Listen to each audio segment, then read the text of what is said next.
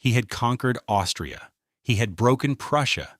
He had just forced Russia to sign a peace treaty on his terms, on a raft, in the middle of a river, because he wanted the whole continent watching. Napoleon Bonaparte was, in the summer of 1807, the single most powerful man in Europe, and in a matter of minutes, on a quiet afternoon, meant for celebration, he would be driven off a field in retreat, not by an army, not by an assassin, but by rabbits.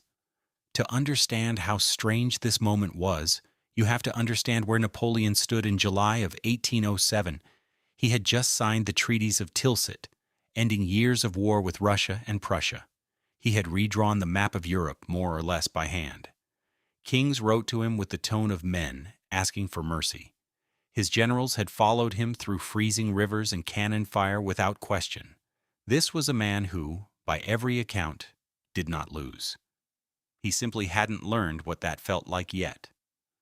To mark the victory, Napoleon's chief of staff, Alexandre Berthier, offered to host something suitably grand, an imperial rabbit hunt on his own estate, followed by a lavish luncheon.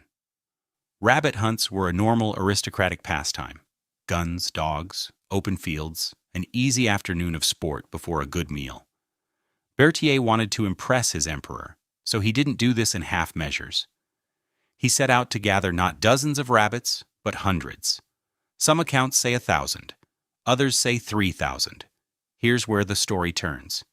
To get that many rabbits on short notice, Berthier didn't have time to trap wild ones from the countryside. So he bought them from local rabbit farmers who raised them in cages and fed them by hand every single day of their lives. It seemed like a shortcut.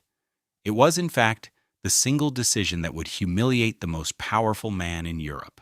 A wild rabbit released into an open field with armed men approaching does exactly what you'd expect. It runs.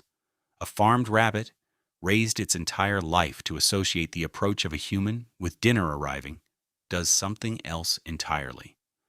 On the day of the hunt, Berthier's men lined the edges of a grassy field with wooden cages, over 1,000 rabbits packed inside, and waited for the signal.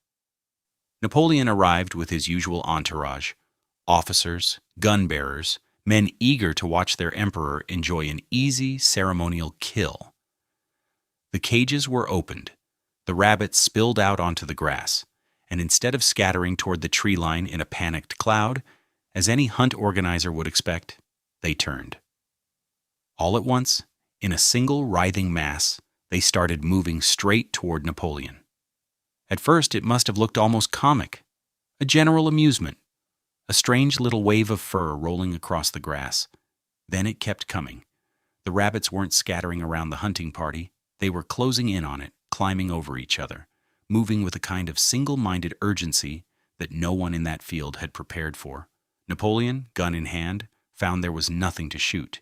You cannot aim a hunting rifle at something already climbing your boot.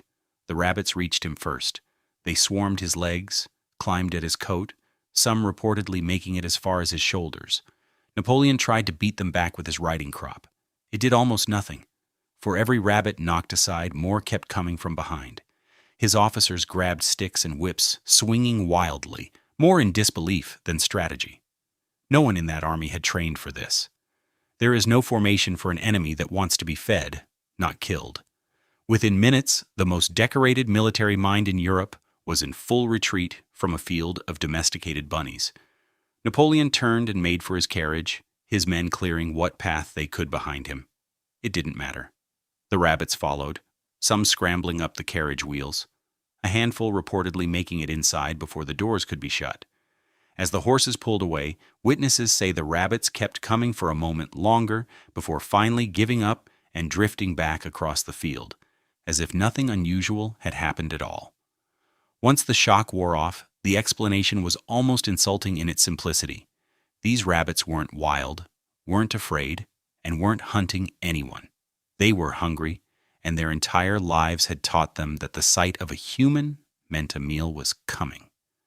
Napoleon Bonaparte, a man who had outmaneuvered entire armies, who understood terrain, discipline, and the psychology of soldiers better than almost anyone alive, had just been outmaneuvered by an instinct he never accounted for, an animal that had learned to trust the wrong thing about people.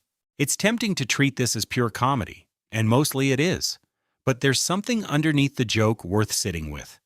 Napoleon spent his whole career mastering the calculations of war. Terrain, timing, morale, fear.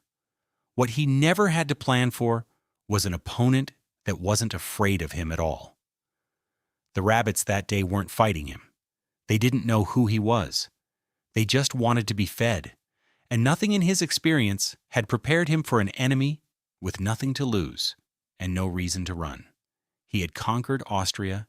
He had broken Prussia. He had brought Russia to its knees on a raft in the middle of a river. And in the summer of 1807, on a quiet afternoon meant for celebration, he was driven off a field. Not by an army, but by rabbits.